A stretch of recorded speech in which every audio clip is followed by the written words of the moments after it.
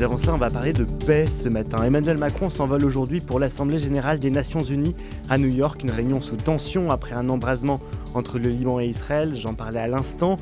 Un conflit qui vient s'ajouter à une triste litanie. L'agression russe en Ukraine, le Sahel, le Soudan, la République démocratique du Congo, sans parler de Taïwan ou de la Birmanie. Dans ce contexte, certains croient encore à la paix, Louis Dauphren. Et oui, c'est le cas de la communauté Santé-Gidio, bien connue. C'est quand même une communauté très influente sur le plan diplomatique qui a déjà résolu des conflits importants dans le monde ou a essayé de le faire, a y contribué en Amérique du Sud, en Amérique centrale notamment. Et puis donc elle organise aujourd'hui, ça se finit aujourd'hui, ça a commencé dimanche. Emmanuel Macron y était dimanche d'ailleurs. La rencontre internationale pour la paix, l'événement réunit 150 chefs religieux, politiques, société civile. Imaginez la paix, une rencontre qui est née en 86 lorsque le pape Jean-Paul II a rassemblé pour la première fois les représentants des grandes religions à Assise, événement dont le monde se souvient peut-être. Le thème est donc Imaginer la paix. Alors il y a plusieurs lieux dans Paris, Collège des Bernardins, Église Saint-Méry. Le temps fort, c'est ce soir à 18h avec un message du pape François qui sera lu sur le parvis de Notre-Dame et qui donc nous amènera à considérer le discours du pape au regard de ce qui se passe en Ukraine et puis au Proche-Orient. Et on en parle ce matin avec le président de la communauté Santé-Gidio. Bonjour Marco Impagliazzo. Bonjour. Merci beaucoup d'être avec nous ce matin. Vous êtes également historien. Alors, il y a ce congrès pour la paix et en même temps, il y a ce conflit au Liban, entre Israël et le Liban, des conflits qui s'aggravent, on le voit. Est-ce que c'est pas un peu vain d'organiser de telles réunions pour la paix ? Au contraire, je pense que dans les moments plus difficiles de l'histoire, comme nous sommes en train de vivre, un moment très difficile, sombre, je dirais, vous avez parlé de beaucoup de conflits.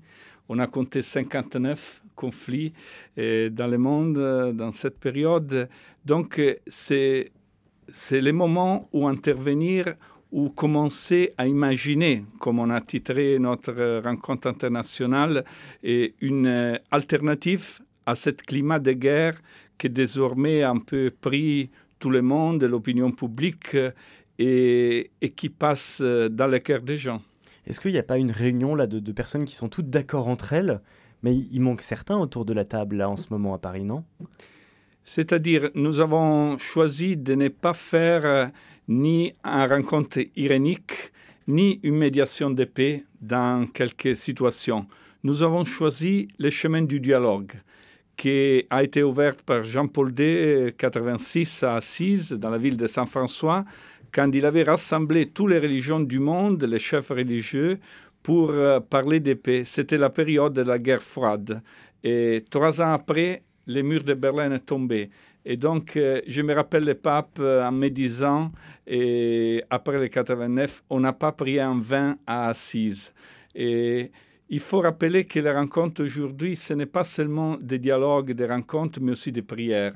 Ce soir, il y aura des prières à Saint-Séverin, dans la basilique de Saint-Séverin de l'Église, des prières écuméniques des chrétiens. Les musulmans seront à prier dans la mosquée de Paris, les juifs dans une école hébraïque, et les bouddhistes, les hindus, les sikhs, toutes les autres religions dans des lieux différents, pour se rassembler finalement à 18h sur le parvis de Notre-Dame pour écouter le message du pape, pour faire un geste de paix, tous ensemble. Marco Impagliazzo, tout à l'heure à 10h au Collège des Bernardins, il y a un sujet, les inégalités interrogent l'économie. Ça n'a pas grand-chose à voir en soi avec la paix, avec votre domaine d'expertise. Il y a Patrick Pouyanné, le président directeur général de Total Énergie, et puis Jean-Baptiste de Françu qui dirige donc le Collège des Bernardins. Il y a d'autres événements qui réunissent des personnes connues. Je pense à Cécile Duflot, directrice générale d'Oxfam. Ça, c'était hier, avec une table ronde qui a été remarquée avec en particulier une autre personne de Total Énergie. On est loin normalement de ce qui constitue les arcanes diplomatiques. Ça n'a rien à voir. Vous êtes sur un terrain écologique là. Oui, mais c'est-à-dire que les conflits impactent un peu sur la vie des gens et surtout les problèmes climatiques ou les problèmes de l'économie créent aussi des conflits. Donc aujourd'hui, la situation du monde est très complexe et c'est inutile de faire un congrès qui touche seulement un point. On a fait 21 forums. Ça veut dire qu'on touchait la complexité. Et laissez-moi dire une petite chose. on est resté touché par la présence des jeunes gens, des étudiants, des écoles catholiques, musulmanes, hébreux aussi, ensemble avec beaucoup d'Européens qui sont venus. Ça veut dire l'intérêt pour les différentes thématiques qu'on a touchées, car tout se tient. Vous qui êtes spécialiste de l'Arménie, je précise, vous êtes professeur d'histoire contemporaine, je n'ai pas l'impression qu'il y ait l'Arménie mentionnée cette année. Non, parce qu'ils ne sont pas mentionnés des situations particulières, comme je dis. On a touché les grands thèmes qui sont derrière les guerres. Mais il y a des Arméniens, il y a des représentants de l'Église d'Arménie qui viennent du Catholicosat de Chmiadzin en Arménie. Et on est toujours très attentif à cette situation et à nos frères arméniens. Mais c'est un conflit oublié aujourd'hui par rapport à d'autres. Oui, absolument. Et donc, on a donné la possibilité à nos amis d'Arménie d'en parler. Comment le résoudre? C'est très compliqué. Je pense que la France peut jouer un rôle pour les rapports historiques avec l'Arménie. Mais je pense aussi que nous, chrétiens, nous devons plus se rappeler de l'Arménie. Dimanche soir, Emmanuel Macron était aussi présent à cette assemblée inaugurale. Il a évoqué l'idée de bâtir un nouvel ordre international car, je cite le président de la République, hein, « Notre ordre aujourd'hui est incomplet et injuste ». Est-ce qu'il y a de nombreux chefs politiques comme ça qui prennent parti avec vous? Et aujourd'hui, à New York aura lieu cette assemblée générale de l'ONU.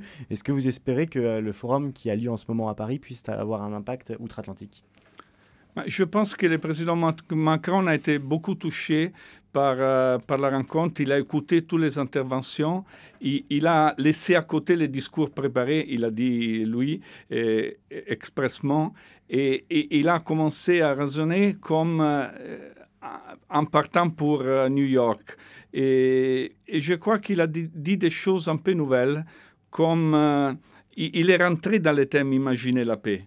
Il a dit, c'est le thème de ce oui, forum. Vous avez dit et vous avez raison. Imaginez la paix parce qu'on ne peut pas être des copistes. Il a dit, non, il faut être des créateurs. Et la paix, ce n'est pas une nostalgie. La paix nous demande d'être créés à nouveau parce que de nouvelles situations se posent.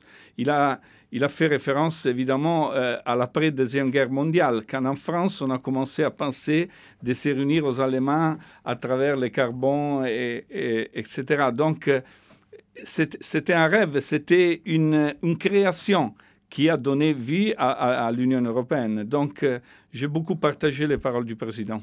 Est-ce qu'il y avait un moyen d'empêcher la guerre en Ukraine? Pardon? Y avait-il un moyen, Marco Impaliazzo, d'empêcher la guerre en Ukraine si les accords de Minsk avaient été, par exemple, menés à leur terme? Qu'est-ce que vous dites sur le sujet? Oui, je pense qu'en effet, l'Occident a mal géré la question Russie et Poutine a mal géré ses rapports avec l'Occident. Il y a eu des incompréhensions dues au fait qu'on ne sait plus parler. Donc, la question du dialogue, de se parler aussi entre ennemis, reste capitale dans ce monde. On parle de ce nouvel ordre international. Hein. Pierre-Hugues disait un mot à ce sujet alors que Emmanuel Macron, donc en résonance avec les propos d'Emmanuel Macron sur le sujet, il y a des nouveaux pays qui émergent en quelque sorte. Si on prend l'Azerbaïdjan, par exemple, il y a la COP29 qui va se dérouler à Bakou. Je reviens un petit peu à l'Arménie. Voilà un pays qui a une puissance financière énorme, qui finance beaucoup de monde, hein, même des partis politiques, et qui n'hésite pas à arroser, comme on dit, hein, une diplomatie très agressive. Est-ce que ça justifie le fait qu'on parle très peu de l'Arménie? Non, ça ne justifie pas les faits. Et on est toujours dans une économie, je voudrais dire, de guerre. Et c'est dommage que ce type d'économie, la production des armes, par exemple, dont le pape parle très souvent, et c'est un grave problème du monde. Donc, on privilégie le pétrole aux accords de paix. Et ça, c'est vraiment dommage. Vous êtes bien à l'écoute de RCF et Radio Notre-Dame. Nous sommes avec Marco Impaliazzo, président de la communauté Sant'Egidio, qui réunit des fidèles catholiques engagés dans le travail pour la paix. On parle souvent de l'action diplomatique de la communauté Sant'Egidio. Quelles sont les réalisations concrètes de cette communauté? Est-ce qu'il y a des conflits dans le monde où Sant'Egidio a réussi à aller au-delà de la promotion de la paix, a été jusqu'à faire que la paix soit On là. a quelques-uns quand même, le Pérou, la Bolivie et le Chili, par exemple. Oui, mais Cuba? surtout, je dis que le Mozambique que vous avez mentionné, la paix a été signée à Rome dans les jours de Saint-François, le 4 octobre 92, et c'est un pays qui a vécu beaucoup d'années en paix. Maintenant, il y a cette guerre faite par les islamistes au nord du Mozambique. Enfin, il y a la guerre parce qu'il y a du pétrole. Hein, oui, et il du y a gaz, la guerre. Oui, comme le disait tout à l'heure, oui, le pétrole justifie la guerre. Il y a un gisement énorme dans le nord du Mozambique. Oui, absolument. Mais surtout, maintenant, nous sommes engagés pour le désarmement dans la République centrafricaine. Et nous avons travaillé pour la paix dans ce pays. Et maintenant, la suite de la signature de l'accord de paix, c'est désarmer tous les groupes armés. Et ça, c'est très intéressant, c'est très touchant. Il faut aller dans la brousse, il faut aller dans des lieux marginaux du pays pour se faire donner les armes. Et c'est très intéressant, ce phénomène. Et puis, une crise dans laquelle nous avons beaucoup travaillé récemment, c'est le Sud-Soudan, le plus jeune pays de l'Afrique, qui pourtant est tombé dans une guerre fratricide entre ethnies. Et on avait signé à Rome l'accord de toutes les oppositions. Et maintenant, on est dans le processus qui se déroule en Nairobi, en Kenya. Et puis, évidemment, le Congo. Et on a ici, parmi les chefs religieux, l'archevêque de Kinshasa, le cardinal Ambongo, qui nous a beaucoup parlé du Kivu et de toute la région de l'Est du Congo. Et là-bas, la situation, c'est vraiment pénible, car la guerre est devenue aussi les métiers de beaucoup de gens qui rentrent dans les différents groupes armés. Et c'est vraiment triste, ça, cette situation qui se prolonge après la crise qu'on avait eue dans les années 80 au Burundi, au Rwanda. Donc, on a beaucoup à travailler. Emmanuel Macron a dit que nombre de pays les plus peuplés n'existaient pas quand les sièges des Nations Unies ont été distribués. Qu'en pense le pape François? Lui, le pape des périphéries, est-il favorable à donner des sièges au Conseil de sécurité de l'ONU, par exemple, à des pays qui n'en avaient pas, qui n'en ont pas, et qui le demanderaient, auquel cas la France aurait peut-être du souci à se faire? Oui, je ne peux pas parler au nom du pape. Pour le moment, je n'ai pas lu de position officielle du Saint-Siège sur le sujet, mais je crois que les problèmes, il faut poser les problèmes. Et je pense que, par exemple, hier, le président du Kenya a posé 7 problèmes à l'Assemblée générale. Il faut représenter l'Afrique dans les conseils de sécurité. J'étais étonné par l'affirmation du président Macron parce qu'elle n'est pas en ligne avec la politique française jusqu'à maintenant. On ne sait jamais. Qu'est-ce que vous voulez dire par là? Non, c'est-à-dire que la France a son siège au Conseil de sécurité. Je ne sais pas si... Il est en sursis? Pardon? Il est en sursis, ce siège? Vous pensez qu'elle le perdra? Pour le moment, non. C'est vraiment difficile de changer le système. Est-ce qu'il faut un siège européen et plus un siège français? Le siège européen sera un rêve. Mais pour le moment, on voit bien qu'on n'a pas une politique commune. Donc, doit être une perspective absolument. Mais il faut ouvrir à l'Afrique absolument. Et d'ailleurs, on voit bien que le centre de gravité diplomatique, c'est comme le centre de gravité de l'Église. Hein. Il se déseuropéanise, c'est-à-dire qu'il s'éloigne de l'Europe, de la même façon qu'aujourd'hui, le centre de gravité de l'Église n'est pas forcément en Europe. Le centre de gravité diplomatique n'est plus en Europe, Marco Impagliazzo. Mais on le voit dans la crise du Moyen-Orient.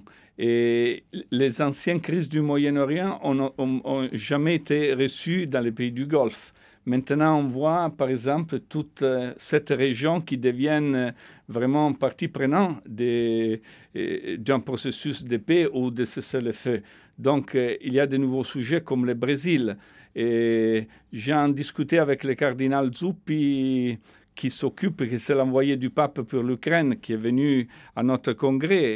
Et il a dit il faut intégrer le Brésil, par exemple, dans un processus de paix pour l'Ukraine. Il y a le Global South, comme on dit, le Sud global, qui aujourd'hui a une voix très importante dans la communauté internationale. Donc, rééquilibrer les rapports de force. Oui. Il y a aussi les rapports de force migratoires. Vous êtes spécialiste des migrations et de l'intégration des migrants.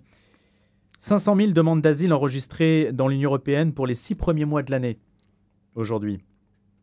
Qu'est-ce qu'on fait, Marco Impagliazzo? Pour le moment, l'Europe est devenue une forteresse. L'Europe a beaucoup fermé ses frontières avec cette question de l'externalisation, comme on a fait en Turquie, comme l'Italie fait avec la Libye ou la Tunisie et d'autres pays qui ne sont pas trop démocratiques. Et où les droits humains ne sont pas respectés. Donc nous sommes fortement préoccupés par cette politique européenne qui est contradictoire parce qu'on a besoin des migrants et le gouverneur de la Banque centrale italienne a fait un discours très ouvert sur ça. L'Italie a besoin d'immigrés pour son économie, mais aussi les Allemands disent la même chose. Il faut favoriser les immigrations légales. Qu'est-ce qui vous fait dire ça? Qu'est-ce qui vous fait dire qu'on a besoin des migrants? Parce que sur l'immigration de travail, elle est en fait de l'ordre de 15-20% maximum. Hein. La question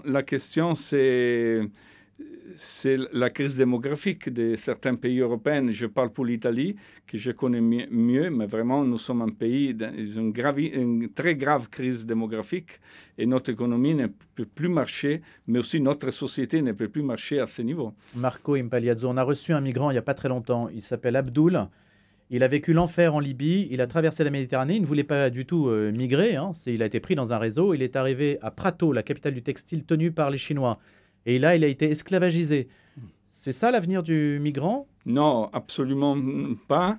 Nous avons créé ce programme de couloirs humanitaires en Italie, en France et en Belgique pour favoriser l'immigration légale pour les vulnérables.